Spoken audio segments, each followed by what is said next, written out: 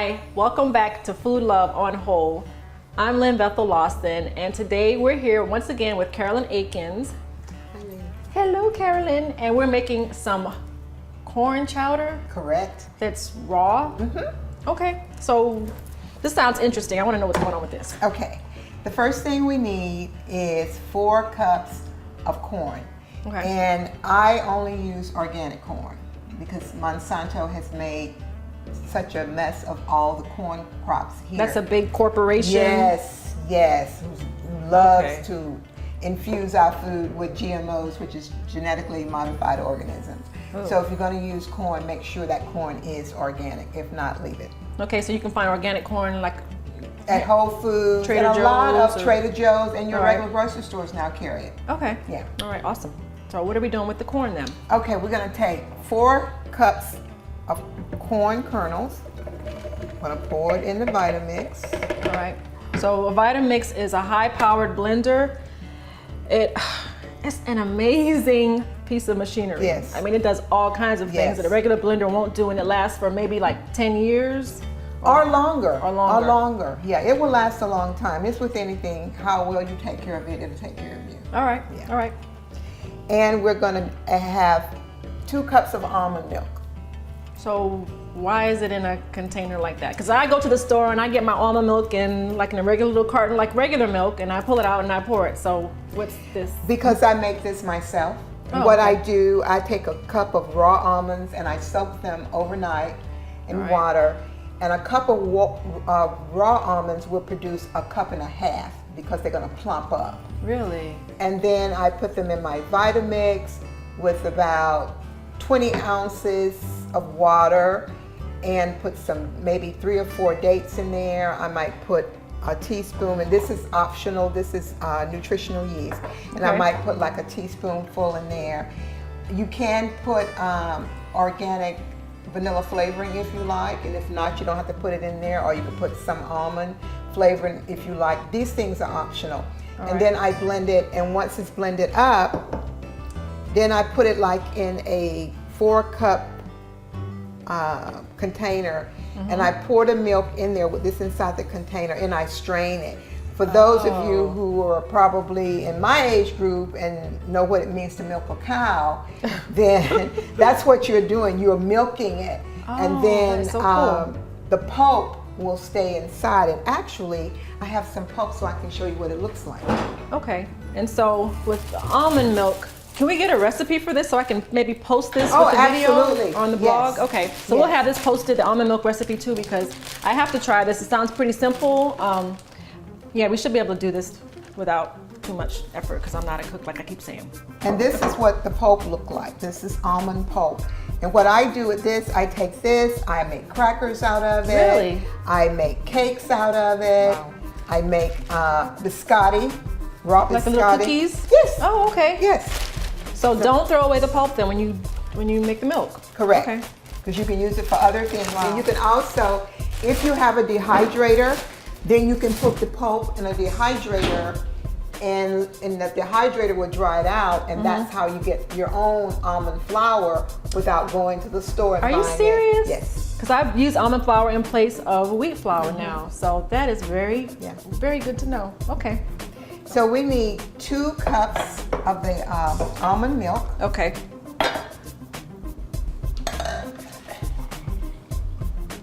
Is it better to keep it in glass versus plastic? Yes, it is, because glass is always going to be better, because if plastic is not BPA free, you really don't want to use that. And BPA is a chemical that's in the It's plastic? a chemical in the plastic that can cause cancer and a lot of other things. Okay. So we just have to be really careful. All right. So you poured the milk, the almond milk in with the corn. Correct. All right.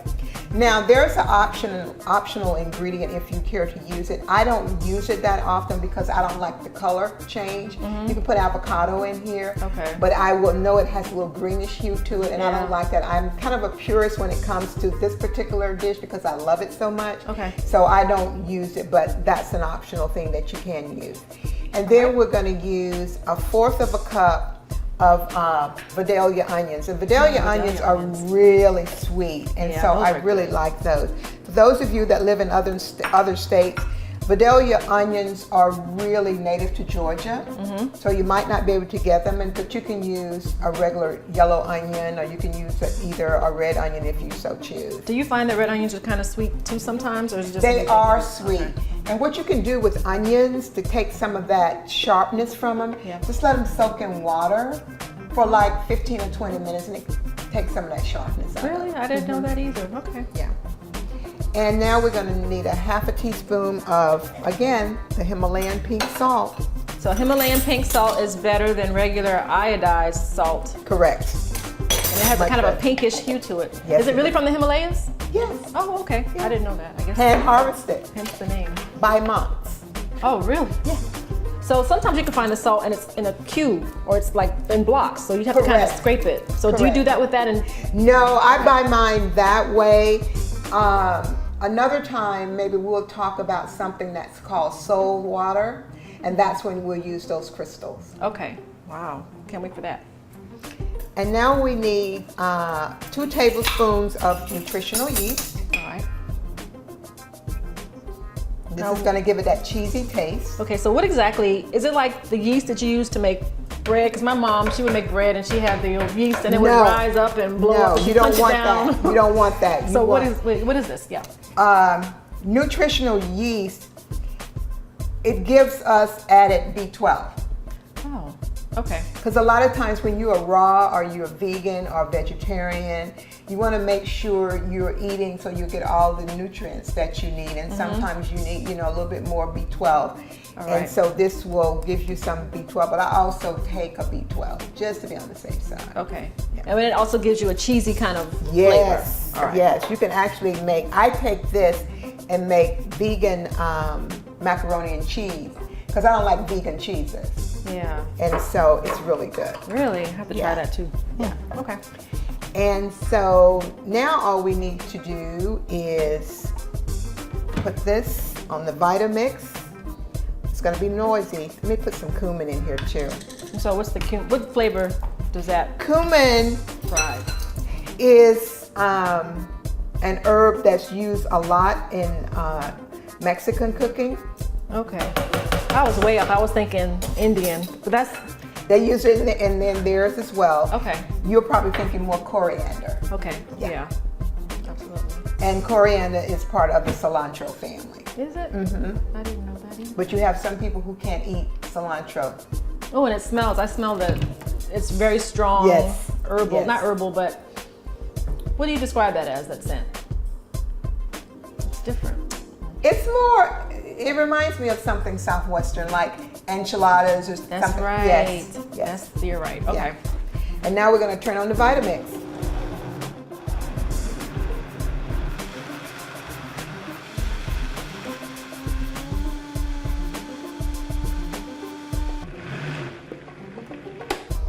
All right, so we blended it for about 5 minutes. 5 minutes. 7 minutes, yeah. Because with the Vitamix, it can get warm, or it warms it the longer you have it on. So rather than having it cold, we just left it on a little bit longer.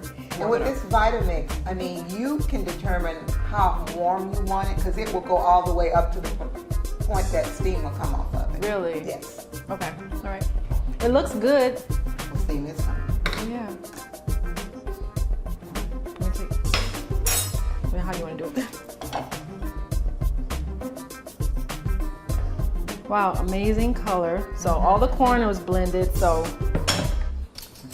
you don't see the corn there, but so are we gonna throw some corn in there for good measure, or are we just gonna taste it first? Absolutely. Okay. And you know why we do this? Why? Because a person will know I'm eating something with corn in it. Okay. Because without that, you really wouldn't know. Okay, so look at that. It has like little bubbles and stuff. Okay, so I'm gonna taste it. Okay. Yummy, isn't it? Oh my gosh.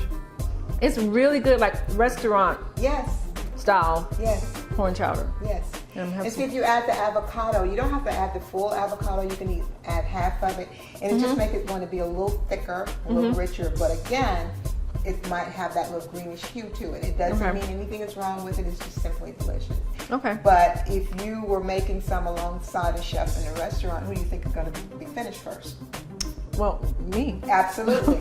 Absolutely. So you can find this recipe along with more information about Carolyn on her website at carolynakens.com. CarolynAkens.com. And also it should be posted below the video, the recipe as well. So thanks again, Carolyn. You're welcome. Great work, and we will see you all soon. Bye. Bon appetit.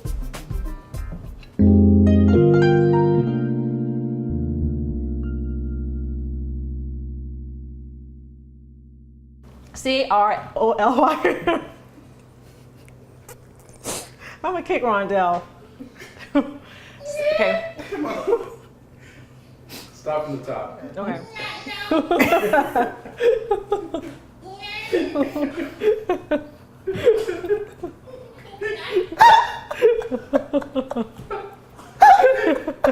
You're sick, man.